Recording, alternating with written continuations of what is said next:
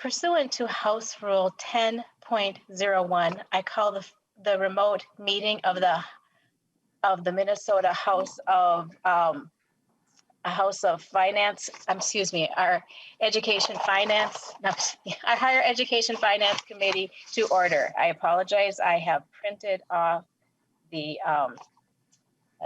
a notice that wasn't exactly what I had anticipated. And so anyway, I apologize for that. So now that we have called our first meeting to order, the committee administrator will take the roll, and when your name is called, please say present. Cher Bennardi. Present. Vice Chair Christiansen. Present. Representative O'Neill. Present. Representative Albright. Present. Representative Daniels. Present. Representative Erickson.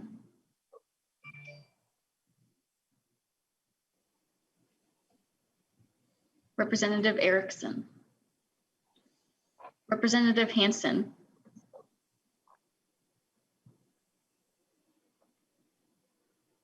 Representative Hansen. Representative Heinzman. Present. Representative Howard. Present. Representative Keeler. Present. Representative Cleaborn. Cleaborn, present. Representative Kosnick. Kosnick, present. Representative Krisha. Representative Krisha. Representative Mason. Present. Representative Meckland. Present. Representative Noor. Present. Representative Sandell. Present. Representative Sandsted. Present. And Representative Thompson. Representative Thompson, present. Welcome everyone today. I want to have someone make a motion for the minutes for January 19th, 2021. Is anybody interested in doing that? I will make that motion, Chair Bernardi, to approve the minutes. Thank you, Representative Meckland. Representative Meckland moves approval of the minutes for January 19th, 2021. Any discussion? Hearing none, those in favor say aye. Aye. Aye. Those opposed? The motion prevails and the minutes for January 19th, 2021 are approved. Okay, we have had a great response for our hearing today, and many students have reached out to us to testify. We have a very tight agenda, and in order to make sure that everyone has an opportunity to share their story in the next hour and a half, I am going to try to keep the meeting moving along. If you happen to have a clarifying question, like what an acronym stands for or something specific like that, please feel free to ask after the testifier. Otherwise, we are going to hold off questions to tell at the end to make sure that we give an opportunity for all of our testifiers here today to provide their testimony. And our staff will be happy to connect committee members to student organizations after if they have some follow-up questions or would like to schedule a time to meet with them. With that, I would like to invite our first testifier to join us. Sophie Struck from St. Catherine University and Alex Stanley from Concordia University, St. Paul will be presenting on behalf of the Minnesota Association of Private College Students. Welcome to our committee. Ms. Struck, you may proceed. Hello. Again, I am Sophie Struck for the record. Thank you, Madam Chair and members of the committee. Thank you for the opportunity to testify today. My name again is Sophie Struck, and I am finishing my senior year at St. Catherine University in St. Paul. I am majoring in political science with minors in philosophy and international studies. After St. Kate's, I plan to attend law school, pursuing a JD in civil law with an emphasis in disability law. I have lived in Minneapolis, Minnesota my entire life, and am an only child. I I graduated in 2018 from Nova Classical Academy in St. Paul. Since I was still in my younger high school years, I've always wanted to go to St. Kate's. The small class sizes, mission to foster a tightly knit community and continuously amplify the social justice work and advocacy for positive change is really what drew me to the school. To me, St. Kate's was my family apart from my own, and really showed me that if one person couldn't be there to help with your challenges, there would be so many more that would step up. As mentioned, I am the chair of the Minnesota Association of Private College Students, an acronym also known as MAPSIS. The goal of MAPSIS is to strengthen each private institution by working together and sharing ideas that make each campus successful. For this academic year, our focus within MAPSIS has been to deal with the effects of the ongoing pandemic, as many students have had to face the challenges of hybrid or online learning. These challenges have included mental health strains, adapting to new environments, or learning in a space that may not be ideal, or even needing to be displaced in order to be more successful in academics. By meeting monthly, student leaders of the 17 private colleges within MAPSIS have been able to provide more support for each other by sharing ideas and planning different initiatives, accommodating to the campus's needs to meet the overall MAPSIS goal of strengthening each school's college experience.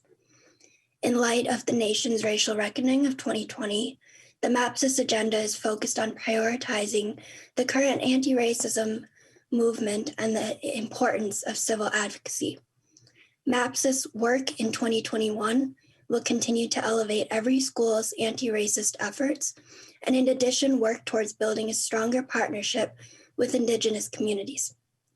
MAPSIS is a strong advocate for the Minnesota State Grant Program, and with the $1.5 billion deficit that is going to occur this upcoming legislative session, it is critical that the impact of the Minnesota State Grant Program is known. This past year, at St. Catherine University, 1,150 students received a state grant, which is approximately 29% of the undergraduate population. This investment creates opportunities to grow beyond simply pursuing a degree, possibilities for students to further feel part of their campus community, and help remove financial barriers for those who otherwise may not have been able to obtain a higher education. This grant provides financial support that is critical to their success and ability to have a college experience. Thank you for supporting the state grant program, and I hope you continue to increase funding for future Minnesota students. In addition, I am also the External Affairs Co-Chair of the Student Senate for St. Catherine University, and our mission within the Student Senate is to represent the student body and advocate for students' needs in regards to the St. Kate's experience.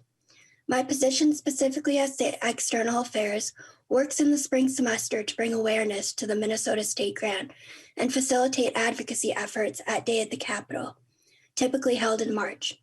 As this year looks a little different as to past Day at the Capitol events, the Student Senate will continue to raise awareness and advocate for the Minnesota State Grant with the guidance of MAPSIS. Many students are grateful to receive the state grant, and thank you for your investment, especially with the challenges that have developed with the current pandemic. The state grant is even more critical in ensuring students can be successful in their academics and campus community. Because of the state grant, students have been able to give back to their campus and community through research, leadership, and several other involvements. I am followed by Alexis Stanley, representing Concordia University within MAPSIS, and receives the Minnesota State Grant herself. She will speak from personal experience as to how their experience dealing with COVID during college has impacted them. Thank you for taking your time to hear how MAPSIS works to continuously support student-led campus improvement efforts and advocate for the Minnesota State Grant. Thank you. Hi, Madam Chair and members. Thank you for the opportunity to testify today. My name is Alexis Stanley, and I'm from Farmington, Minnesota. I'm a senior at Concordia University in St. Paul, and I went there to play lacrosse, but also obviously to further my education. I'm involved in numerous extracurricular groups, including the Com Club, Student Athlete Wellness Group, Black Athletes United, and I'm the Vice President of Student Affairs and Relations for Concordia Student Senate, along with also being a member of MAPSIS, which is a group of civic-minded college students who together represent the public policy and social issues of 17 colleges in the Minnesota Private College Council. I also work full-time as the digital manager for Minnesota Voice. And COVID has taken an immense toll on my life personally. I am a type 1 diabetic, which puts me in the high-risk category, which scares me every single day. I feel overwhelmed and isolated most of the time. I work full-time from home and all my classes are online at the moment, which means I pretty much never leave my bedroom. I've faced a lot of challenges over the last year, and one of them was mental health. I was mentally in probably the worst place I've ever been in last semester due to COVID affecting every aspect of my life. I usually am a Dean's List student and I struggled hard and I'm still struggling. COVID took my lacrosse season last spring, and due to the amount of stress I got from being around my team and the potential to be exposed and the ongoing struggle I've been having in school, I quit this spring. And it was my last season as a collegiate athlete because I don't have the mental capacity to do my schoolwork, work full-time, and play lacrosse. COVID has negatively impacted pretty much everything. And it's hard when it comes to school because it feels like I'm not really learning anything. These last 2 semesters have been arguably the hardest of my entire college career due to many factors that have to do with COVID. The online learning structure, the extra work that has to be done due to not being in person. It's all about holding accountability. And it's just a different learning environment that I personally wouldn't wish upon anyone. But I am extremely grateful to be here and to be in college furthering my education. And I have the Minnesota State grant to thank. I probably wouldn't be here attending school as a first-generation college student without it. My family can't afford to send me to college. My family's estimated contribution is $0, and I'm not ashamed to share that. The state grant is why I'm going to be the first one in my family to graduate from college this spring, and I couldn't be more grateful. I have post-college plans to attend graduate school. I just recently applied to American University in Washington, D.C. to further my education in their political communications master's program. But overall, it's crazy to think about all the obstacles COVID has thrown my way. But regardless of all of them, I am just happy to be here. And I thank the Minnesota State grant for that. And I thank you guys, all of you guys, for your support for the grant. And I hope it's continued. And I thank you for the opportunity to present to you today. Thank you very much for your testimony. With us next is Keyshawn Alexis, and from St. Thomas University, and on deck is Brenda Vargas. And if you could please state your name for the record.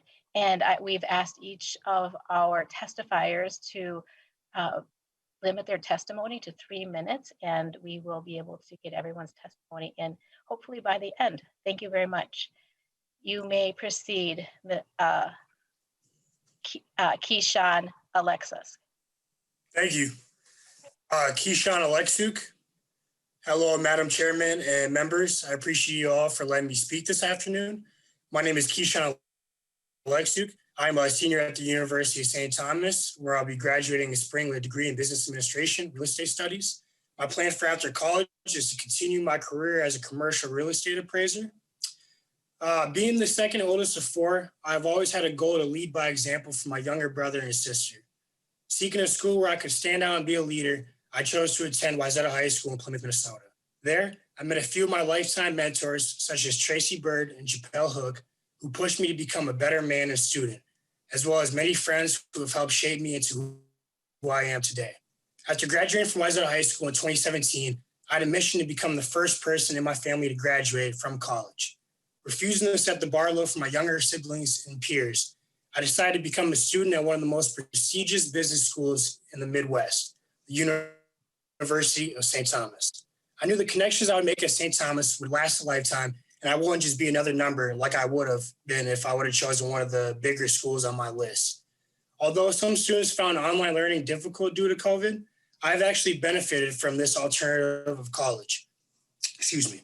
Online learning has allowed me to take 2 J-term courses, which would be nearly impossible in any of the other years in college.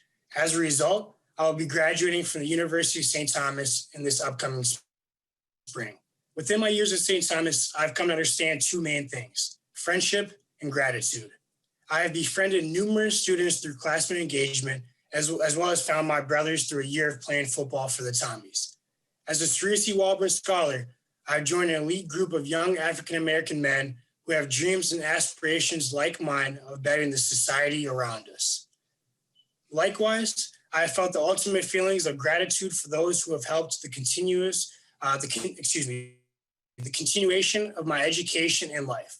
One of these identities would be those behind the Minnesota State Grant. What some see as just money going into an account, I see as an investment into the dreams I have to emerge as a leader within the Minnesota community. These funds have not only helped me in my financial aspects of college, but have also filled my life with the fuel to achieve the next level of my goals. Not having to be worried about coming out of pocket to pay for my education has allowed me to focus on becoming a better leader, a leader who will use my influence to better our community every chance I get.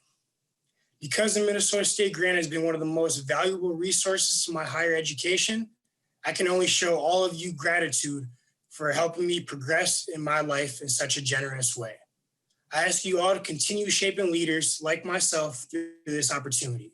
Continue to support the next generation of leaders and scholars, and I will follow your example.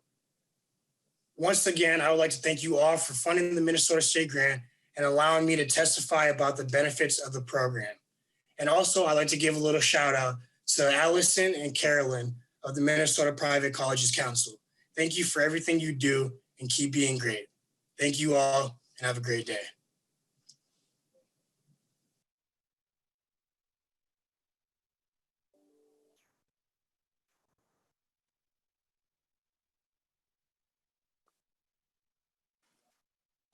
Okay, I believe, am I filling in here? Okay, I'm off now, so sorry, but thank you for being on the alert because I did lose connection earlier, not just for a couple minutes, but thank you, Representative Christiansen. I'll keep my eye open. Yeah. Thank you very much. Ms. DeRosa, you may proceed.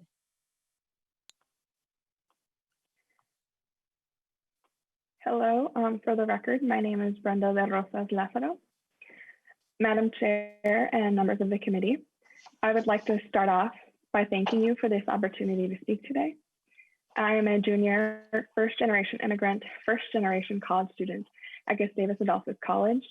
I am majoring in political science with a minor in public health.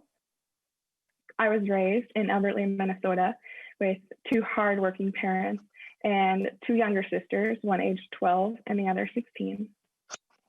I'm here just today to speak on the behalf of not only my fellow Gusties who received the Minnesota State Grant, but also to provide perspective on some of the most underrepresented groups, such as immigrants, those with low socioeconomic status, and students of color. The Minnesota State Grant provided me the opportunity to access higher education at a great institution like Gustavus. The continuation and expansion of the Minnesota State Grant and financing for higher education institutions are the start of an effort to close the opportunity gap that underprivileged students have faced. It is especially important now during the COVID-19 pandemic that we provide the resources for students to attend these institutions to continue to cultivate well-rounded citizens who not only fight for themselves, but for others. COVID-19 has disproportionately affected people of color by 2-fold. Unfortunately, this past May, my family experienced COVID firsthand. My mother contracted COVID a week before her birthday. Our community of undocumented, low-income families were taking food off their own table to place it on ours. My mother was recovering for a month after her intense face-to-face with COVID. I didn't know if I was going to be able to pay for books, tuition, or even basic necessities come fall. This is the challenge that many college students face this past year because as undergraduate students, Our places of employment were not considered essential, our hours were cut, or we were out of work altogether. Fortunately, the Gustavus, the faculty and staff were willing to help and led me toward the correct resources and were always willing to give a helping hand. And for that, I have nothing but gratitude. Attending a 4-year private college seemed impossible, but Gustavus made it possible for me to be standing here with new goals and aspirations. Their help wasn't just in these trying times when learning from home was the new norm, but when the integrity of the DACA program was under attack. They were willing to grant their full support to me. After graduating next year, I intend to work for a nonprofit organization that focuses on immigration, public service, and policy to help build experience for graduate study in political science or public health. I hope to help those in my communities so they don't have to endure as much as I did. I do not stand before you for my personal gain. I stand before you for the 12 and 16-year-old that live with my parents with dreams of making history like our new Madam Vice President did today. My parents brought me here in the pursuit of the American dream, and their daughter speaking to the Minnesota House Committee for Higher Education, Finance, and Policy is farther than they had hoped for. And I would like to thank you for that, for the opportunity to speak on behalf of first-generation students like myself, and to bring the voice of my mother and father to you. And finally, I would also like to thank you for all your efforts and concerns in higher education and the equity thereof, because without your efforts, our dreams would remain just that, dreams. Thank you. Thank you. Thank you very much for your testimony. Our next testifiers are going to be testifying on behalf of LEAD Minnesota. We have from North Hennepin Community College, we have Priscilla Maywa. Welcome to the committee.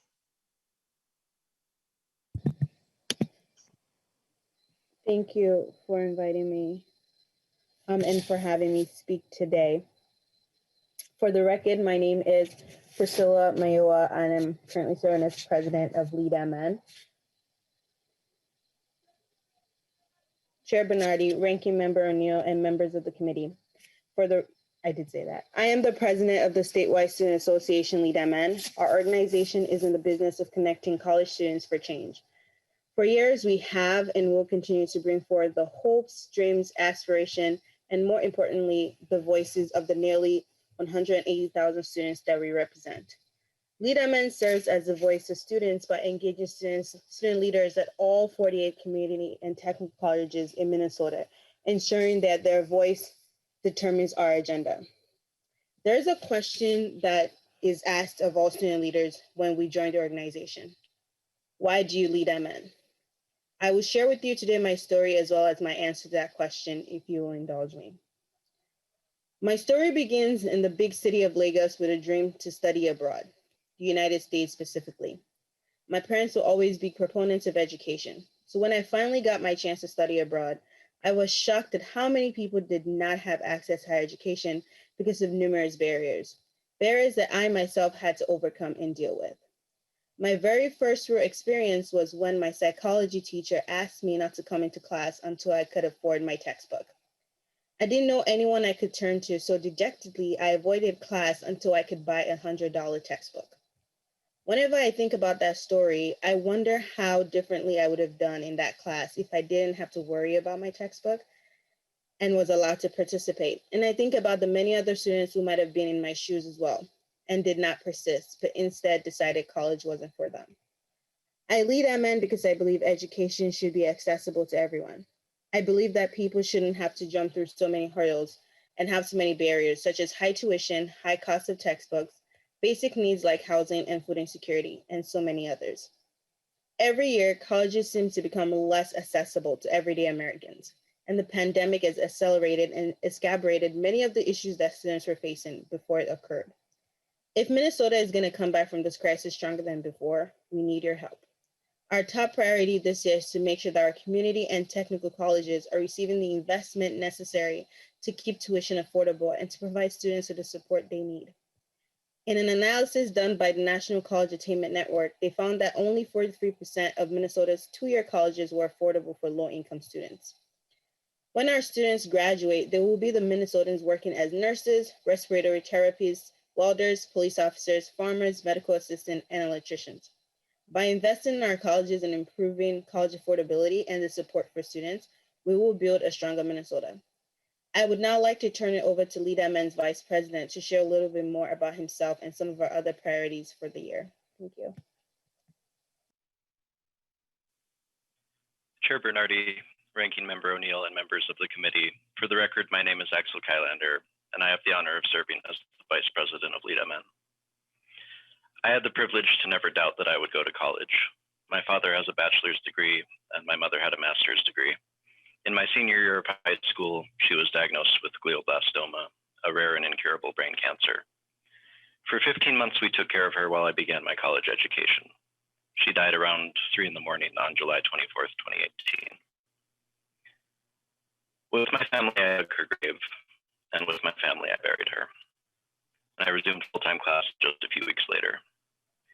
Within a couple of months, I developed post-traumatic stress disorder, a terrible thing to wrestle with, in addition to my lifelong struggles with depression and anxiety. Beyond confiding in friends, I did not speak much about what I was dealing with. I was afraid of being shunned or shamed, and inside myself, I downplayed the severity of the pain. It gnawed at me more and more with each week. Before my mother's death, I was a 4.0 student with multiple academic awards and honors, but my grades slipped further and further semester by semester after she died. In August of 2019, I attempted suicide, and I still don't know which was the worst day in my 22 years, the day my mother died or the day I tried to join her. I started therapy soon after my attempt, but the damage of going untreated for so long was done for the time. Began to engage in physical self-harm. I found myself so caught up in pain and flashbacks that I seemed to miss days or weeks at a time. I failed almost every single class in the fall of 2019 and admitted myself for a 24-hour hospital stay the day after Christmas that year, and that was the lowest point my life has ever reached. But through my brief time in the hospital and the therapy sessions that came after, I finally started better. I found healthy healing and a better sense of peace and happiness than I'd ever known before. I am one of the lucky ones, one of the privileged few who was readily able to access resources. My story is a common one among students, and it rarely ends with easy access to therapy. According to the CDC, 25% of young people seriously contemplated suicide in 2020. According to a survey Lead MN Health conducted over this past November, 65% of our students here in Minnesota are concerned about their mental health. 72% grapple with anxiety, and 30% know with certainty that mental health counseling would improve their college experience. Issues that have always been present have festered from lack of treatment and grown under this pandemic into a full-fledged crisis. And you will see the needs of students reflected in legislation we hope to bring forward that will improve mental health awareness and counseling services, build basic needs resource hubs at each college, improve access to online education and transfer, and for increased investment in our community and technical colleges to match the body of our hydra of issues. High costs stripping us of the resources we need to live healthy lives and be successful. What is Lead MN? We are the future, not just for ourselves, but for every inch of Minnesota. 75% of the jobs in the state require at least an associate's degree. If we are unable to meet our dreams to attain our degrees because the road through college is so paved with unattainable costs to finances and health, then the future of Minnesota will be challenging. The needs of students are a common cause for Minnesota because the future of the state lies with us.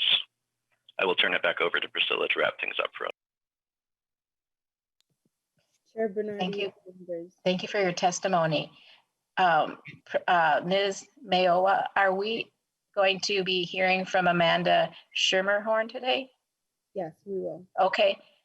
And I'd like to introduce her to the committee right now. Please begin your testimony. Thank you. Cher Bennardi, Ranking Member O'Neill, and members of the committee. For the record, my name is Amanda Shimmerhorn. Thank you for allowing the opportunity for students such as myself to speak to you today. I'm a political science major at M State in Detroit Lakes, Minnesota. I am also a wife and mother of 4. My husband, Richard, works as a carpenter. Our twins, Ella and Travis, are 14. Silas will be 11 on Friday. And little Richard is 7. He is, for the most part, nonverbal and has level 3 autism. I am here today to represent the many student parents that live in Minnesota. In 2019, nearly 15 years after my last semester of high school, I felt the time had come for me to pursue my dreams of becoming a civil rights attorney. I enrolled in the paralegal course at our local community college, and I enjoyed my first semester back. One of the first things that I actually learned in that class for paralegal was that you do not need a degree to be a paralegal. So then I switched to political science shortly after as a way to better educate myself on the legislative process before going on to law school. As a parent with school-age children, it was, and of course still is, a delicate balancing act. Before the pandemic, I often found myself staying up until midnight to meet deadlines for assignments. Now it's not uncommon for me to wake up before 4 a.m. to ensure I have my classwork done before waking up my children to help them with their classwork as well. We have very limited internet bandwidth in our area, and I find myself having to work odd hours in order to allow for their class needs.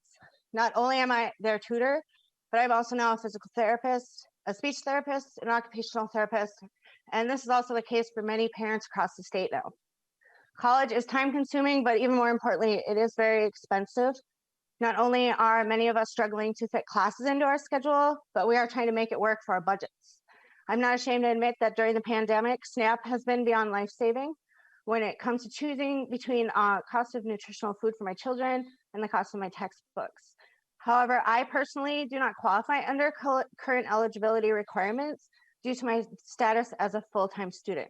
And I do not work enough hours in a week, meaning that every semester I'm enrolled, my household receives $250 less per month in benefits than if I were only enrolled in school half-time.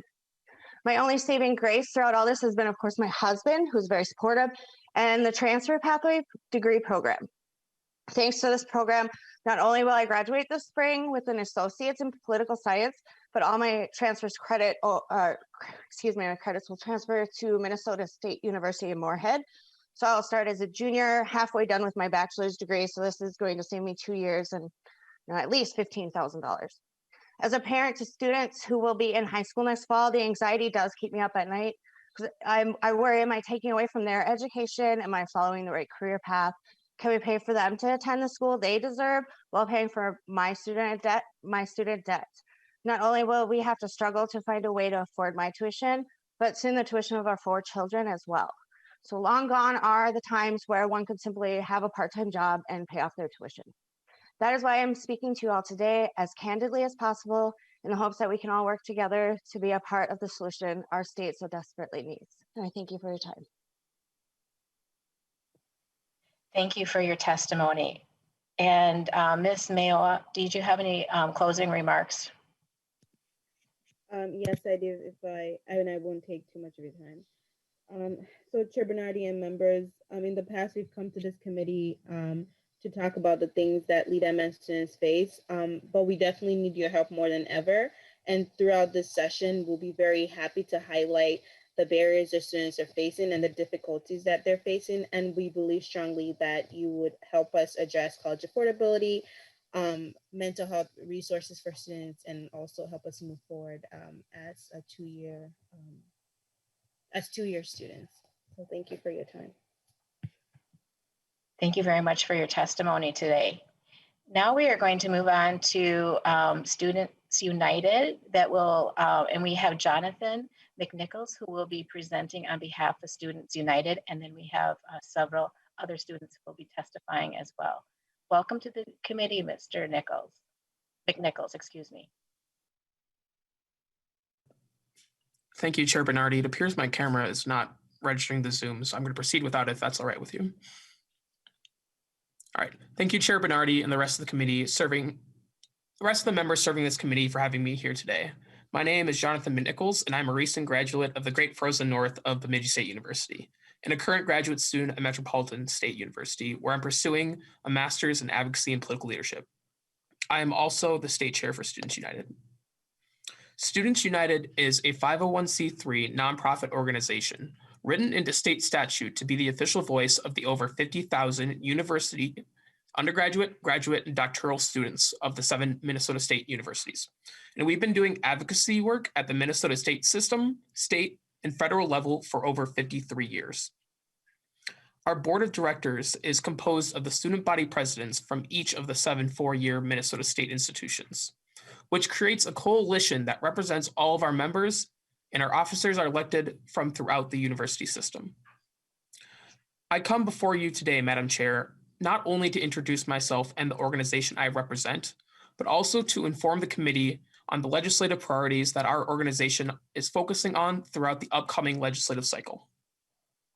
In order to do that, I think it is important for the committee to understand how our organization's legislative priorities are selected so it can be understood how we represent all of the students from the Minnesota State universities. Our state legislative agenda begins to be formed by our Legislative Priorities Committee, which meets in the beginning of the academic year to establish which priorities we should focus on for the upcoming legislative cycle, and it is comprised from members from each of our 7 institutions. Once it passes this committee, it moves on to a delegates committee, which is an assembly of 41 students proportionally appropriated according to university student populations. And after it's passed through all of these stages of student review, it goes in front of our board of directors for a final adoption as our legislative agenda. The reason I bring this process up today is I believe it to be vitally important for the committee to understand how much students' energy, time, and experience are used to establish our state legislative agenda, which this year is almost in its entirety the need for the state to fully fund Minnesota State's $120 million budget request. As the years have gone on, a decline in state funding for higher education has resulted in tough decisions for our education institutions. Ultimately, when the proportion that the state is funding goes down, either the proportion the students are funding goes up through increases in tuition, fees, and other miscellaneous variables, or programs and operations that are necessary to keep our institutions both competitive and at a Minnesota level of quality are cut. Just a small example over the last year is the terribly unfortunate decision that Minnesota State University Moorhead has had to make. Last year alone, this school has had to cut 10 majors from their school and eliminate over 60 jobs, including 43 faculty and 28.5 staff positions. These cuts will drastically impact the students who attend this university, lead to increases in class sizes that I've personally seen continuously grow since the start of my education in Minnesota State 6 years ago, while also eliminating opportunities for future students who select our universities for our great choices and degrees. It will also force our institutions to continue to lay off and let go new, temporary, and non-tenured staff and faculty who are statistically more likely to be faculty and staff of color, which are already currently underrepresented in our system and so vitally important for connecting with the students that attend our institutions, more so now than ever, as the system expects an ever-changing and expanding demographics of students. These are just a few reasons the students of Minnesota State University support the approval of the Minnesota State budget request in its entirety. We are further impressed with the programmatic breakdown that the system has provided within the current budget beyond campus responsiveness and stabilization that is needed for permanent-based funding, including the emphasis on basic needs, mental health, open educational resources, career and technical education, and scholarship programs that allow our students to get established within our universities, which leads to student retention that is so vital for our system and funding. I personally watched as Chancellor Malhotra and Vice Chancellor Mackley presented the Minnesota State budget in front of the State Senate last Thursday and hope he will present the same information to this committee shortly. So I won't go too much further into the details on these as I will leave that to the Chancellor. But I wanted to make sure to express our organization's support and would happily have deeper conversations with anybody outside of these meetings. All of these needs presented in the budget were true and remain true. Then COVID-19 hits. The state of our campuses and education of my fellow students is at a critical point. If you reflect back on your higher education experience, what stands out to you? Who were the people you met that cemented your careers? What activities and events set you up for who you are today? Who were your mentors? Where did you intern and work? Our students are losing out on what makes higher education so valuable, which is more than just the lectures in the classroom. It's being in student groups and gaining leadership skills. It's receiving advice from upperclassmen and professors. It's accessing internships and on-campus job that builds competitive resumes. It's the development of lifelong friendships. Many of our students are missing out on these important markers while also struggling to pay their bills and having to pay attention to Zoom classes, which are not the preferred method of education for many of our students. The financial and health crisis we're facing is a challenge to our system, like the rest of the world was not prepared for. The pandemic relief and stabilization portion of Minnesota State's funding request will go a long way to providing some support to students during this especially challenging time. This is why students have said they feel it is critically important for the legislature to also consider its commitment in State Statute 135A.01, which states, "It is the policy of the legislature to provide stable funding for public post-secondary institutions, and the state and students share the cost of public post-secondary education. The legislature intends to provide at least 67% of the combined revenue from tuition. This commitment was last met in 1999, when the legislature was funding 69% of the cost of public higher education. Minnesota has been continually devaluating public higher education to the point where students are now currently responsible for the majority of higher education costs. I come before you today, Madam Chair, to thank you and this committee for taking their time to hear from students all across the system, but also to share exactly what our students are saying they need in order to be successful in our educational institutions. I do this because it is the role granted to me by this organization, as established by the legislature itself, in order to ensure the voices of our students are heard. We at Students United want nothing more than to be a resource utilized by all, to gain a connection and understanding of the students that this body greatly impacts. I welcome anyone at any time to reach out to me at statechair@studentsunited.org, where I'll happily meet with you, talk with you, Zoom with you, email you, whatever we can do to help provide you with the perspectives that you need in higher education as you address the issues of your work. We hope to help you utilize the resources and expertise that we as an organization have through the work that we do each and every day. Thank you, Madam Chair, for your time as you listen to me today, alongside many other student leaders and their stories across our great state. I also encourage and welcome any questions you or this committee may have throughout this hearing. I yield my time. Thank you very much for your testimony. We move to Emma Zelmer for our next testifier, and on deck is Nico Arias. So thank you and welcome to the committee, Ms. Zelmer. Hello. Thank you, Chair Bennardi, Vice Chair Christiansen, and members of the committee. For the record, my name is Emma Zelmer. I am a junior at Minnesota State University, Mankato, studying philosophy, politics, and economics. I am currently the Vice Chair of Students United, representing the over 50,000 Minnesota State University students alongside the State Chair. I am a fourth generation Minnesota State University Mankato student. I was proud to follow in the footsteps of my parents and grandfather when it was Mankato State University, and my great-grandmother who attended Mankato when it was a teacher's college. I was excited to be able to share in my family's legacy of becoming a Maverick and was hopeful that I could afford it in the same way that my family members did before me. My father graduated from Mankato in 1996 without a cent of student debt, with no assistance from his family. He was able to achieve this by driving bus during the school year, working during the summer, and with the Minnesota state government sharing the costs of public state colleges and universities at 69.7% under state statute 135A.01. My dad was able to maintain no student debt for his entire college career, and I was unable to do that for even a single year. My sophomore year, I worked as a community advisor in residential life where I received free housing and a stipend. During that year, I was also working as the speaker of the student government, as well as working as a lifeguard on the days I had off, even though I was already over the amount of hours I was allowed to work as a community advisor, on top of my 18 credits as a full-time student.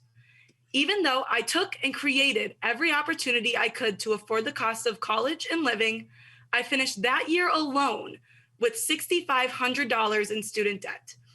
It was then that I figured out there would be no way for me to fully follow in my family's footsteps of being able to finish college without straining my future financials. The last time the Minnesota state government shared the cost of public state colleges and universities at the level required by statute 135A.01 was 1999. I was born in 2000. There was no point in my life that the state government has reached the funding level in that statute. No point in my life, or now a majority of students' lives, that the state government has fully held up their end of the bargain. I am lucky to have the support necessary for me to maintain my enrollment at Mankato. However, that is not true for all students. During my time as a community advisor, 2 of my residents had to drop out of college after the first semester due to their inability to fund their education, even though they were both working 30 to 40-hour weeks on top of being a full-time student. The amount of students dropping out due to the cost and other factors is only increasing due to the pandemic. Studies show that approximately 80% of students who drop out of college never return.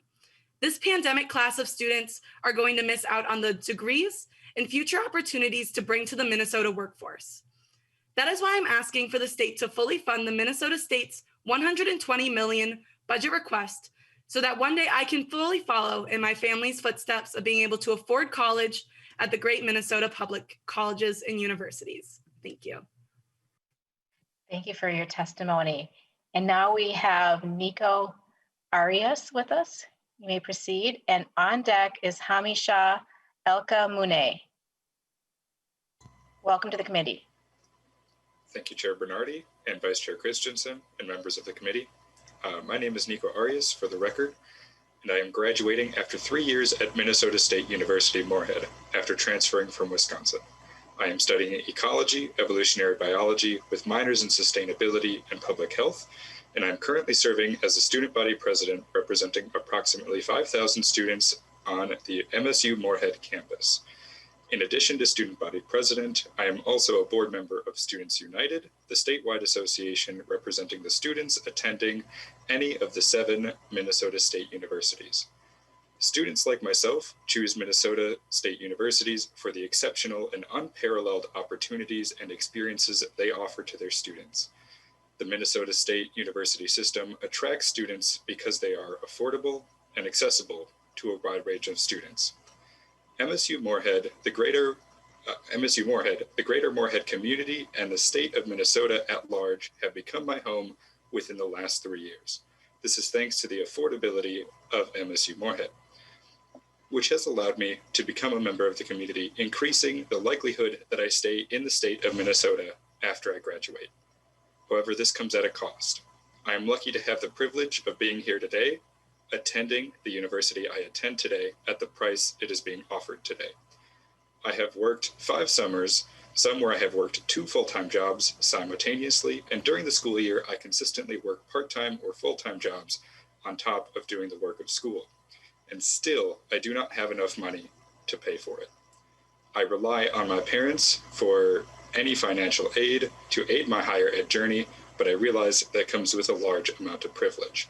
Some days I can only afford to eat a peanut butter jelly sandwich, and far fewer days I can treat myself to sushi. This is all very dependent on how large my paycheck is. But the truth is, many of my friends cannot do the same, and they have dropped out of school because of the cost. Even prior to the pandemic, friends and students dropped due to the cost of higher education. These students are current and future Minnesotans who cannot afford to attend the most affordable 4-year institutions in the state of Minnesota. Personally, my family can afford to keep me here attending this university, but the story is changing, and you can change that story. Can you imagine a future where students like myself attend Minnesota State universities and become future Minnesotans? You have the power to make that a possibility by helping keep students like me at these affordable universities. I am here in support of the Minnesota State University System's request for $75 million in pandemic relief and stabilization and $45 million in affordability and equity. This money will keep our universities open to students looking to call Minnesota their home, students and people looking for a chance to find a loving community with a fantastic representative. I urge you to support Minnesota State's request, viewing it as a long-term investment in our state's present and future. Thank you, Chair Bennardi and Vice Chair Christiansen and members of the committee. Thank you for your testimony. And with us now is Hamish, Alka, Mooney. Welcome to the committee. Chair Bennardi, Vice Chair Christiansen, and members of the committee. Thank you for the opportunity to testify today. My name is Hamish Alka, and I'm a graduate student and the student body president at Metropolitan State University. I also serve on the board of directors for Students United. School was never an easy decision for me. As a high school dropout, I had many barriers to overcome. As a single mom, I had my children to worry about. And as a person struggling with homelessness, I had very few options. On February 28th of 2016, I left an abusive relationship. I had my 2-year-old daughter with me and was pregnant with my second child. We had nowhere to go, so we spent the entire month of March living in my car in the parking lot of Walmart South in Rochester, Minnesota. I knew that the only way out of that life was to go to school, so I worked to earn my GED from Hawthorne Academy. During that time, I was working around 60 hours a week and saving for an apartment. By the end of March, I had a security deposit and first month's rent together and had signed a lease. I had also earned my GED. I knew I couldn't afford a university, so I started my educational journey at a community college. Once I had exhausted all my credits that I could possibly take there, I transferred to Metropolitan State University here in St. Paul. My main concern was tuition costs, and Metro was the most affordable of my options. Today, I'm speaking to you as a graduate with honors holding a bachelor's degree in psychology. I overcame my barriers, right? But I think I have inherited a whole new set of barriers. The job market crashed, the COVID-19 pandemic is still in full force, and working hard is no longer enough to move us forward. My landlord raised my rent twice since the start of the pandemic. And while I've applied for job after job, the only ones available are low pay and no benefit positions. My prospects are abysmal and my living costs are rising at a terrifying rate. I remember what life was like before I started college, hunting to borrow money from anyone just to buy formula or diapers. And I remember many times having to go without. When I think about leaving school for the current job market, I'm afraid of how fast we will end up back there. That's why I continued for my master's in advocacy and political leadership.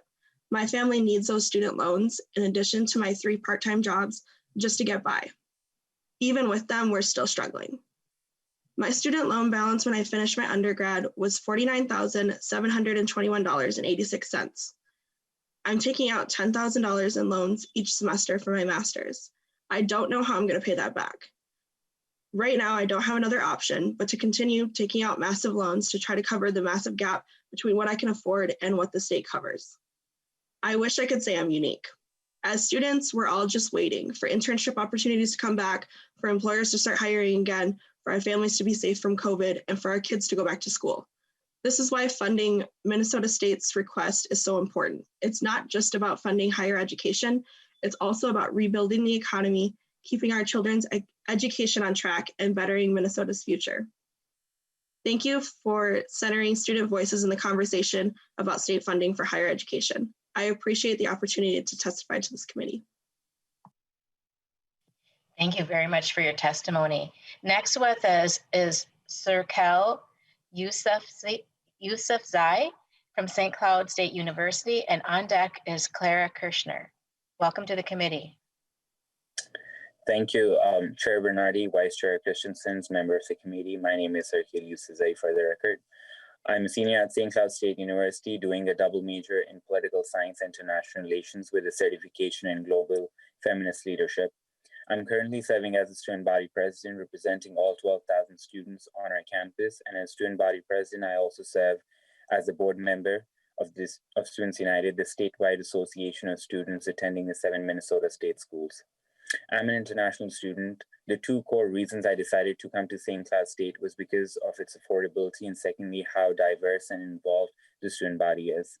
The pandemic has increased gaps and disparities in students' economic outlook, making it difficult for students to remain in college. One of the hardest hit communities on our campuses are the international students. Due to the existing laws, international students are already bound to just work on campus and have no access to financial aid. With school services being shut down or limited, majority of the international students lost their job as priority in hours was given to full-time local employees. I personally lost my campus job for 3 months during summers. Us international students are not eligible for any unemployment benefits, and we're also not included in the stimulus checks given by the federal government.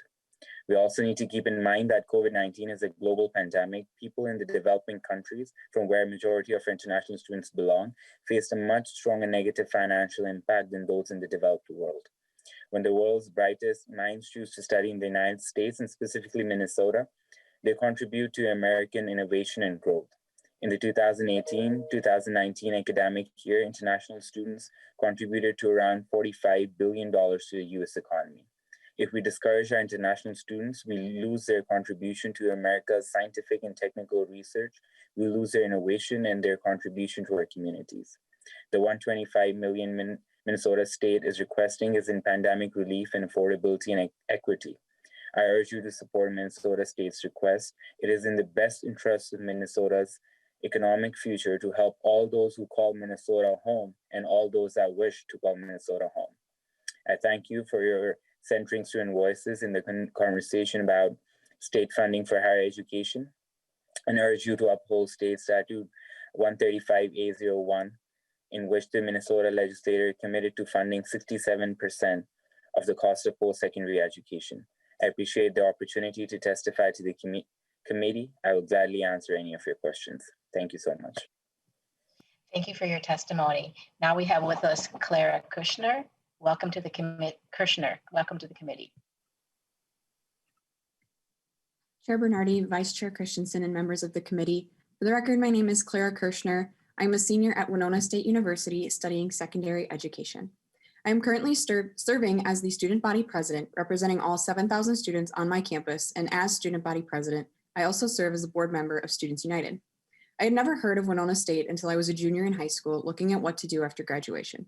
Ultimately, I chose to, I'm so glad that I had a family friend attend WSU who told me about this amazing university. Ultimately, I chose to attend Winona State because of the beautiful location in Southeast Minnesota and the sense of home that I felt while I was touring. As a student, I have learned much more about the institution itself and the Min-State system, which has given me a greater appreciation for this university. The affordability of Winona State in comparison to other similar universities can't be beat. I'll be the first to say that I've had a relatively privileged college experience, one that most of my fellow classmates have not, and some of them you've even heard from today. I have not struggled financially, while some students are left wondering whether they're going to purchase groceries or textbooks each month. I've earned scholarships, gotten financial aid, and had minimal financial support from my parents to attend Winona State University. All that being said, I'm still scared of what my financial life will look like after I graduate in December. I'll have upwards of $20,000 in student debt looming over me in less than a year. I worry about whether I'll be living in my parents' basement for the foreseeable future or if I'll be able to afford my student loan payments. I'm here today to tell you that I fully support Minnesota State's request of $120 million. This request is essential for the success of my fellow students. Supporting the funding request from Min-State means that the cost of attending Winona State or any other of the Min-State schools won't go up. Students can focus on getting an education rather than where their next meal is going to come from. When students' needs are met outside the classroom, they're better able to focus their attention on what is happening inside the classroom. Funding this request will do exactly that for thousands of students across the state. Students who are able to stay enrolled at a Min-State university are more likely to remain in Minnesota after they graduate and contribute to the economy long after graduation. Again, I, like fellow previous testifiers on this committee, I urge you to support Min-State's request as it is in the best interest of Minnesota's economic future. I sincerely thank you for allowing student voices to be at the center of this conversation about state funding for higher education, and I also urge you to uphold State Statute 135A.01, in which the legislature has committed to funding 67% of the cost of public post-secondary education. I appreciate this opportunity to testify to this committee. Thank you, and I yield my time back. Thank you very much, Students United, for your testimony today. We appreciate it. Now we're going to move on to the University of Minnesota, and we have testifiers from Duluth, from Rochester, from Morris, and Crookston, but the Crookston person was not able to make it at the last minute, but we do have joining us right now, Sam Parmecker and Bree Sislo-Shuta. Welcome to the committee. And Mr. Parmecker, would you like to start? Parmecker, excuse me. Thank you, Madam Chair. And actually, Ms. Sislo-Shuta was unable to join us today, but our student body president, Amy Ma, is going to kick us off. Okay. Welcome to the committee, Ms. Ma. Thank you. Good afternoon, Chair Bennardi and members of the committee, and thank you for the opportunity to be here today. My name is Amy Ma, and I'm currently serving as the student body president at the University of Minnesota Twin Cities. I'm also a fourth-year student studying management information systems and computer science. The Minnesota Student Association, or MSA, is the undergraduate student government at the University of Minnesota Twin Cities. Our mission is to advocate for students by working with university administrators, the Board of Regents, and legislators. Every spring, the student body president and vice president are elected through an all-campus elections process. our team of 35 staff members and over 80 student representatives work on initiatives to help support students, ranging from academic policies to mental health resources. We also have specific teams like our government and legislative affairs team, which Sam is on, representing us at the Minnesota legislature, as well as student representatives to the Board of Regents, representing us at the highest level of governance. Today, we'd like to share some of our key initiatives as well as legislative priorities. I'll get started with some of our key initiatives. First, we truly believe that creating easy access to the ballot box for young people is the best way to instill civic engagement as a lifelong value. In 2018, the University of Minnesota Twin Cities had the highest voter turnout in the state, the Big Ten, and among all public four-year institutions. In 2020, we strived to build upon our voter registration efforts. We continue our integrated voter registration, which prompts students to register to vote on the same platforms that they register for classes. To adapt to our virtual learning environment, we launched a voter ambassador program to text their peers to remind them to vote. Finally, we successfully advocated for an early on-campus ballot drop-off box to ensure that students could safely cast their vote before or on election day. This year, the University of Minnesota is requesting $46.5 million, our smallest request in over 20 years. This investment is crucial to ensure that the University of Minnesota and the future of our state remains strong in years to come. Higher education remains inaccessible nationwide, and this has been exacerbated by the current pandemic. As the committee is allocating resources to higher education, we would really encourage you all to prioritize immediate student needs such as mental health, nutrition, and financial relief during COVID-19. I'll pass this on to Sam for some of our legislative priorities, but we look forward to our continued collaboration with this committee and the larger Minnesota legislature, including at our virtual Support the U Day on March 4th. Thank you. Thank you for your testimony, Mr. Parmaker. Thank you, Amy. Thank you, Chair Bernardi and members of the committee. My name is Sam Parmakar. I'm a fourth-year student studying political science, and I'm the state government director for the Minnesota Student Association. Today, I'd like to give you a brief overview of our legislative priorities for the 2021 session. This session, we're bringing forward 3 policy bills to address issues that are important to students on campuses around the state. We worked with many of our peer student governments to develop this legislation last session and are looking forward to working with many of the folks presenting today this year. Our first bill is medical amnesty for victim survivors of sexual assault. This would provide limited immunity from prosecution for the possession or consumption of drugs or alcohol to an individual if they would otherwise be incriminated as a result of reporting a sexual assault. We know that many people are assaulted while they're under the influence, and survey data shows that this can be a huge barrier that prevents victim survivors from coming forward and reporting. By enshrining this common sense protection into state law, we can help create an environment where more people, especially college-age students, feel safe and supported when they report an assault. Our second bill is a piece of lease reform legislation that provides some important student-tenant protections. Short-end leases that terminate before the end of the month but force a tenant to pay a full month's rent are incredibly common on campuses across the state. Section 1 of our bill requires rent to be prorated based on the number of days a tenant is allowed to occupy the unit under these circumstances. Student tenants also face a lot of pressure to sign leases for the next academic year, just a month or two after moving into a new apartment. Section 2 prohibits a landlord from requiring the renewal of a 12-month lease until at least 4 months into the lease, protecting student renters from the intense pressure of having to decide whether to renew their lease in October or November. We've worked with groups like Homeline and Minnesota Multi-Housing to craft language that strikes a fair balance between student tenants and landlords, and we believe that we have a bill that empowers students to navigate the college rental market as confident consumers. Finally, we're advocating for a bill to protect student data privacy as higher education becomes increasingly digitized. Our bill would limit the amount of personal student information that a school can publicly list on its online student directory, which every institution maintains pursuant to FERPA requirements. Furthermore, the bill imposes important limitations on when and how a school may track student location data and governs how that data must be used and stored. We look forward to discussing this bill in more detail when it comes before this committee later on in the session. Over the past year, we've worked hard to build strong bipartisan support for each of these bills in both chambers of the legislature. We think it's so important that when it comes to the unique issues that students face, that students should lead the way in finding policy solutions. We're confident that this committee will help lead the way in ensuring that student voices are a permanent fixture at the legislature. Lastly, we're hoping to work closely with members of this committee on the University of Minnesota Regent selection process this year. Students have historically been left out of the process of selecting new regents, but this year we plan to set a new precedent to create meaningful avenues for student input.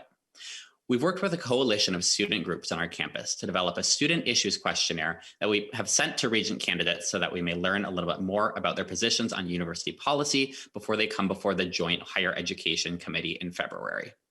It's so important that we have a board of regents that reflects student priorities, because ultimately the legislature's appointment of regents is the only opportunity for regents to be held accountable to the university community. Beyond the university's budget request, this is your biggest opportunity to impact the direction of our university system. We need a board that's going to chart a new course from the one we've been on the past few years, one that makes the basic needs of students, or the backbone of our university system, the #1 priority. Even before the pandemic, students were struggling. Survey data from 2018 shows that 1 in 5 students on our campus experienced food insecurity at their time at the university, and 44% of students reported being seriously concerned that they were going to be unable to make a monthly housing payment. As we know, these problems have only been exacerbated since the pandemic began. With every extra hour a student has to work at a second or third job, or every meal that a student has to miss, we are creating an environment in which students are not able to perform to the top of their abilities in an academic setting, and thus we're depriving them of the full educational opportunities that they should be afforded. It is far past time for the university to prioritize the basic needs of students as it shapes its budget and university policies moving forward. We encourage you to select regents in this session that reflect the priorities of students first and foremost. And we'll be in touch with members of this committee to make sure you know what student priorities are and which candidates most closely align with our vision for our university. We urge you to listen to the voices of students as you consider how to shape the future of our university. Thank you so much for the opportunity to testify, and we look forward to working with you this session. Thank you very much for your testimony. Now with us from the University of Minnesota Duluth is Anna, I think it's Cunahan, and she'll be able to tell us exactly how to pronounce her last name. Welcome to the committee, and she is presenting on behalf of the Duluth Student Association. Hello, yes, for the record, my name is Anna Cunahan. You'll have to excuse me, I actually got called into work, so this will be definitely under 5 minutes, so I apologize in advance. Like I said, my name is Annie Cunahan. I use pronouns like she, her, hers.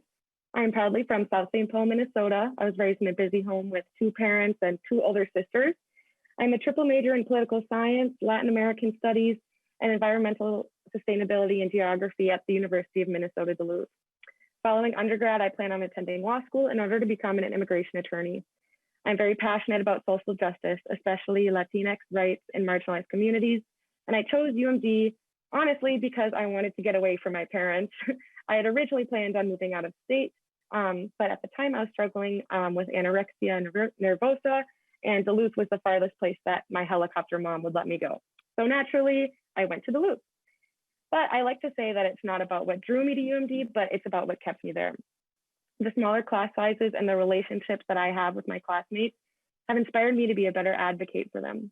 The relationships I have with my professors bring me opportunities to further my education. And lastly, the relationship I made with my therapist gives me the emotional stability to actually be able to stay here. I've had a diagnosed anxiety disorder since the age of 9 and have been in and out of therapy pretty much my whole life, and I'm privileged to be able to say this. However, the connection I made with my therapist at UMD is unlike any other. Although I still struggle with mental health issues, I'm able to cope and grieve with them much better thanks to my therapist at the UMD Health Services. Aside from my therapist, many other factors forced me to stay. I'm so lucky to serve as a student body vice president at UMD, leading to my roles in the system-wide Senate system. This year has been filled with advocating for UMD students on the system Senate level. Last year, I served as the Chief Student Life Officer for our student association. And through this, I initiated a new campaign on our campus, Shatter the Silence of Sexual Violence. Being a victim of multiple accounts of sexual assault, this is a topic I'm very invested in, and UMD has given me the resources to advocate for fellow survivors and organize community events. Like some other people testifying, I am very lucky in my access to education and therapy, but my story is unique. So many young adults are not able to not only have the access to educational opportunities I've had, but the access to therapy through these educational opportunities I've had. Many of my closest friends here come from homes without health insurance, leading to their mental health issues to be placed on the back burner. Not only does the legislative state funding give young adults access to education that might not have been there before, but it also gives these students the opportunity to receive therapy if offered by respective universities. In many other instances, this life-saving access to therapy is some students' only chance to obtain it. However, UMD's health services is overworked and understaffed. According to the International Accreditation of Counseling Services, the standard for counselor to student ratios is 1 counselor for every 1,000 to 1,500 students. In the fiscal year of 2018, which is the last year for which data is available, but not much has changed, the ratio at UMD was 1 counselor for every 2,127 students. And UMD was the only University of Minnesota system campus that failed to meet the IAC standard. This leads students to only be able to obtain 7 free therapy sessions per semester, therefore limiting their access to therapy. This is why I advocate for the university's $46.5 million request from the Minnesota legislature. And of course, it wouldn't be a formal meeting if I didn't mention the effects of COVID. I was originally planning to do field research in Morocco this summer and instead quarantined with my family back in St. Paul. My father is a person with many underlying health conditions, so quarantine was no joke in my family, as it should not have been. Then the doctors found a large brain tumor in my sister, amplifying the COVID panic in our house. Not only was this difficult for my mental health, but this took a toll on my whole family. We were more isolated than ever, increasingly frustrated with the lack of financial support from the government for college students like myself. Both of my parents took pay deductions, my sister was laid off, and I didn't have a job once campus was shut down. However, my family has it better than many other families in our state, and I would like to direct our efforts and our action for students and future students living in poverty and homelessness. My family is surviving, but many families are not. Again, I would like to thank you, Madam Chair, and members of the committee for taking all of this into consideration, and I truly appreciate the opportunity to testify to this distinguished committee. Furthermore, I would also like to thank my fellow students in testifying to this committee today. Your vulnerability and strength really empowers me, and I'm sure as does members of this committee. Thank you. Thank you for your testimony. With us next is we have 2 people from the University of Minnesota, Rochester. We have Yusra Yusuf and Hal Kowak. Welcome to the committee. Let's see, Yusra Yusuf, if you could please begin your testimony. Thank you. Good afternoon, everyone. For the record, my name is Yusra Yusuf, and I feel very honored today to be able to speak with some of the most important leaders in our state. With that being said, I am a current 2nd-year student at the University of Minnesota, Rochester. I aspire to go to medical school and one day become a dermatologist. So, a little bit about me. I was born and raised in the Twin Cities. As a woman of color in Minnesota, our community has faced many challenges and shortages in the healthcare field. It's oftentimes been said to me, or even outright said, that science is not for women, especially those who look like me. However, my passion for healthcare and science always remained the same.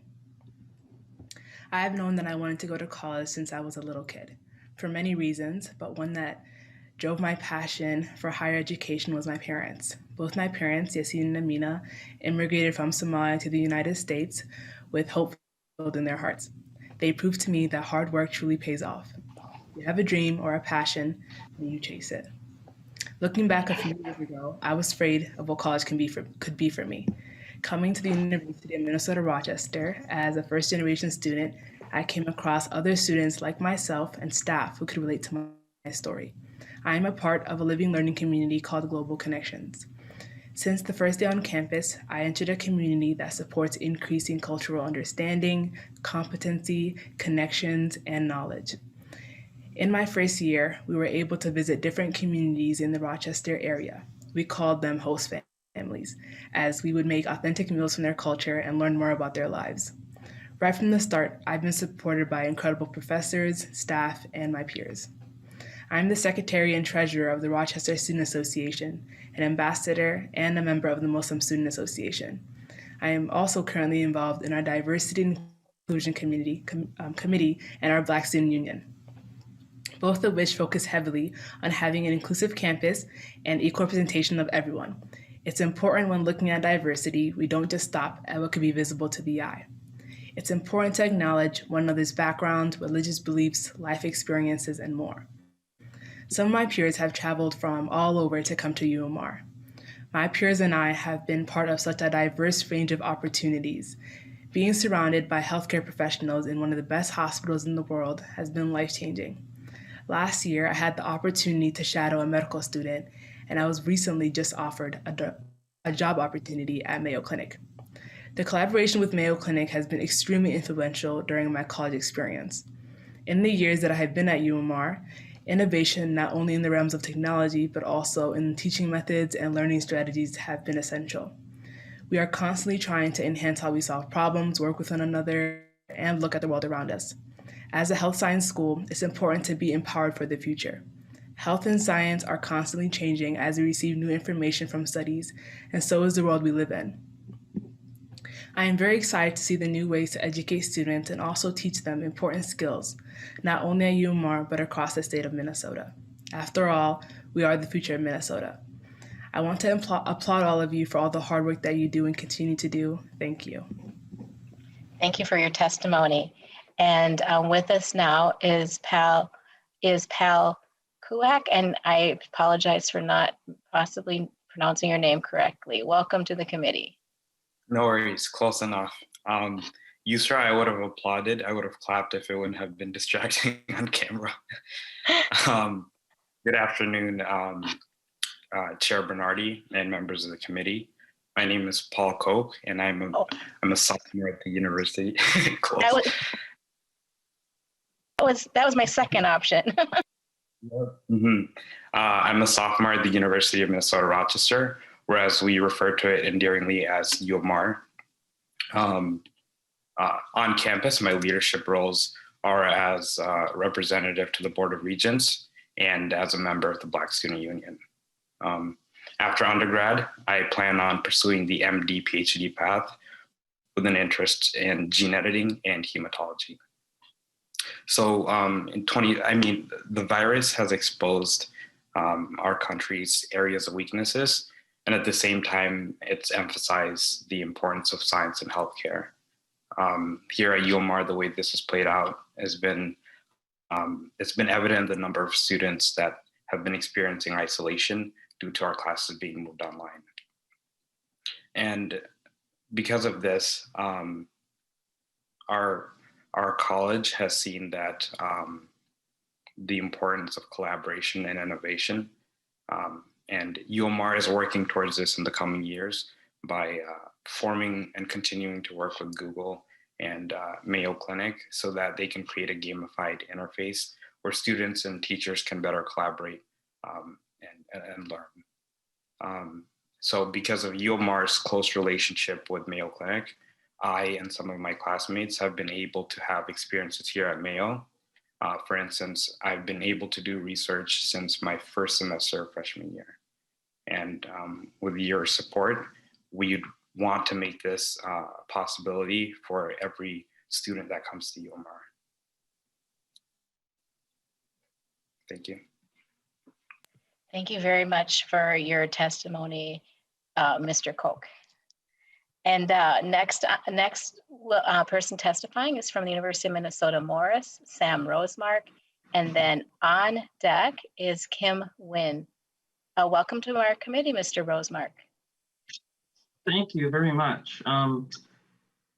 Chair Bennardi, Vice Chair Christiansen, Ranking Member O'Neill, and members of the committee.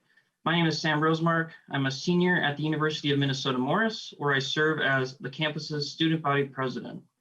It is an honor to provide testimony today on behalf of the University of Minnesota Morris students in support of increased funding for the University of Minnesota, our state's land-grant public research university. I'm extremely grateful for the 3.5 years that I've spent at the University of Minnesota Morris. The Morris campus is located on the prairie in west central Minnesota. U of M Morris has a tight-knit community and a wide range of accessible student opportunities. These opportunities range from taking courses with expert and caring faculty to student leadership positions on campus and in the community, and from doing undergraduate research to studying abroad. The opportunities are truly endless. Throughout my years at Morris, I have been a research assistant with an expert political science professor on the rural-urban divide. I've been a student representative on numerous boards, work groups, and committees. I was a part of a U of M student delegation that traveled to Germany to learn about the renewable energy transition. I have interned for multiple government agencies with the help of recommendation letters from faculty. I've been elected twice as our campus's student body president, and have been able to engage with a multitude of diverse and caring faculty, staff, and students, with nearly 25% of Morris students being Native American. I think one of my top achievements, though, was successfully applying for a $500,000 grant for the local Morris School District to purchase 2 electric school buses as part of my Office of Sustainability on-campus job. Now, all that was not to list my achievements, but it was to show you what the U has done for me, my leadership, and my future, and also, and more importantly, my community and state's future. I also guarantee you that every Morris and U of M student would also be able to share a similar list of achievements and opportunities that they took advantage of. The thing, though, about all these opportunities is that students can only take advantage of them if they are supported financially, academically, and socially. If I attended an institution that constantly and significantly raised tuition or had high tuition, I guarantee you that I or other students would not be able to engage in these opportunities. If I attended an institution that was not able to hire as great a faculty or staff, update facilities, and create new programs and services due to the lack of funding, I would not be as supported as I am. Even during the pandemic, the University of Minnesota is putting the well-being and success of students at the top of the priority list. In order to continue to support students, have excellent faculty, update facilities, and adapt programs and services to student needs, we need funding and support from the state legislature. Less funding quite literally translates to less support or increased tuition for students. Students now more than ever need your support. The pandemic has hit everyone hard, including the state. That is why the U's request for an increase of $46.5 million in the U is the U's lowest budget request in over 20 years. Funding not only helps students, but it also helps our state. An investment into the U of M means an investment not only into me as a young person and other young people hoping to do great things, but also an investment into each region of Minnesota and the people that live there.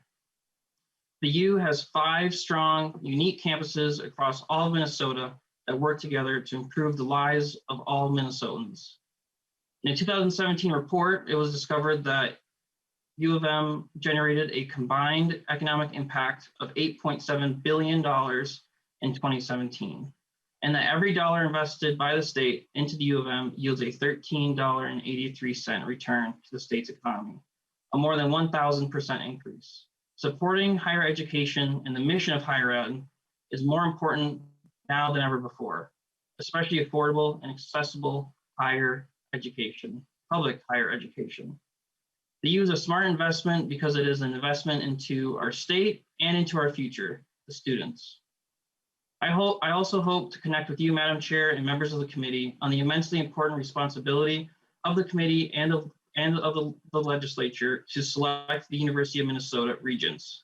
Student voices as primary stakeholders need to be heard in the selection process. So with that, thank you, Madam Chair, Vice Chair Christiansen, Ranking Member O'Neill, and members for your support and opportunity to testify. Thank you. Thank you for your testimony.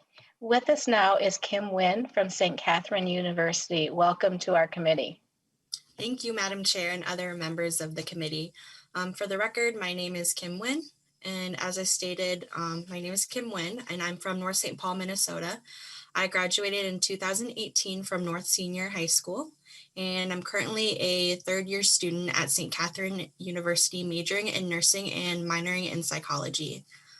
I chose to go to St. Catherine University because I love the mission statement that our school has of educating women to lead and influence. I was drawn to St. Catherine University because of the values of social justice and service, both of which are very important to me as I pursue my education. Currently, I work as a nursing assistant at the University of Minnesota East Bank Medical Center. And after I graduate, I plan to work as a labor and delivery or NICU nurse and eventually pursue my master's degree in nursing. I'm also a Minnesota State Grant recipient, and this grant has positively impacted my life. I'm a first-generation student, and I'll be the first in my immediate family to graduate from college. This grant is extremely important to me because it has allowed me to pursue an education at the school that best fits me. It has allowed me to focus on my studies and not have to worry about my finances while I'm in school. It has also allowed me to be able to have more time to be involved in campus organizations such as Student Senate. Even during this pandemic, this grant has provided me with a financial safety net, which has eased many of my financial burdens, which shows the impact this grant has made in my life. Along those lines, COVID has also impacted my life in many ways. This past December, I tested positive for COVID and I had to quarantine on campus for 10 days in isolation housing. There were many positives as well as negatives that came with that experience. One challenge was being completely isolated from the outside world. Although 10 days doesn't seem like much, being in quarantine greatly affected my mental health.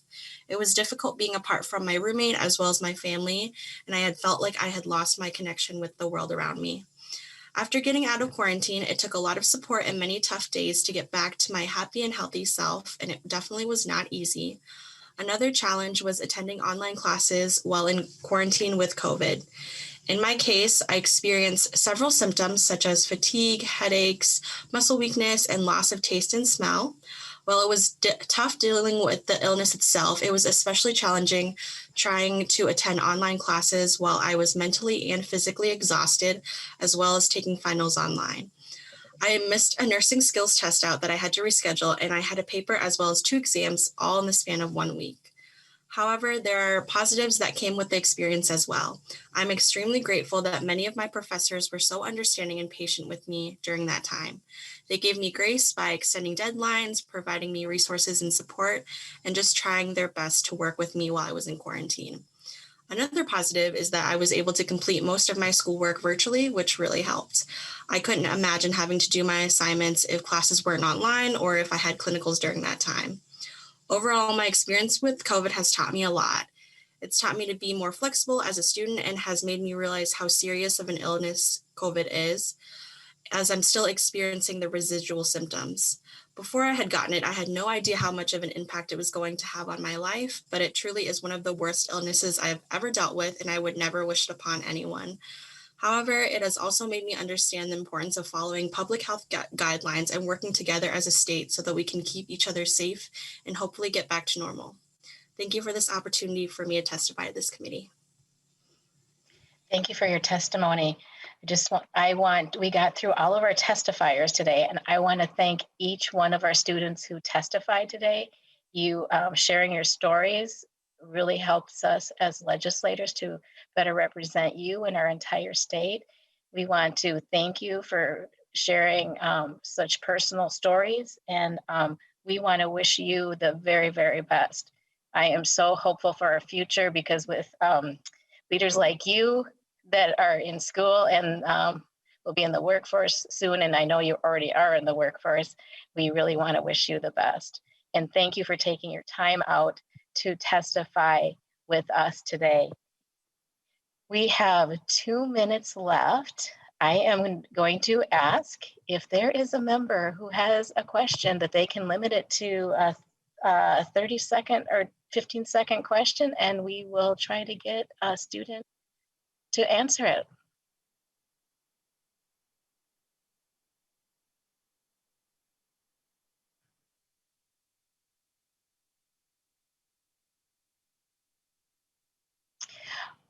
Okay, I don't see anyone raising their hand. Ginny did. I know. Representative Mason, real quickly, we have 1 minute now. Well, go ahead. I was just telling you that Representative Cleavorn's hand is up. Oh, thank you, Representative Cleavorn. Chair Bennardi, I don't have a question. I just have to say This is my third year on this committee, and the stories that we heard today were incredibly personal. And I just want to thank each of the students for sharing those intimate stories with us. It really does. Your stories drive our work at the Capitol, and it's really critical that you did that. And I just want to thank you for doing it and for being so honest with us. Thank you. And I see one more hand, and we'll do one more. Representative Hansen, did you have your hand up? Yes, thank you, Chairwoman Yep. Bernardi. I just want to echo what Representative Cleavorn said. As a single mom and recent college graduate and a first-generation college graduate and a first-term member, I'm so thankful to hear from all of the students today. I want you to know that we hear your stories, and there's folks in this body who have lived those experiences too. And I'm just so proud of all of you that showed up here to tell your stories and to take a leap, because this is what changes how we address higher education. This is how we create a Minnesota that we want. So everybody here that went out of your comfort zone and came here to be with us in this virtual setting, thank you, thank you, thank you. And I can't wait to see all that we do together. So take care. Thank you. Thank you for sharing those comments. And thank you again for being here. We want to be student-centered. We want to hear your voices. We want you to stay in touch with us. And this table here at the legislature is for you too, and we want you to be here. So please keep in touch with us. Thank you, members. And with that, the meeting is adjourned.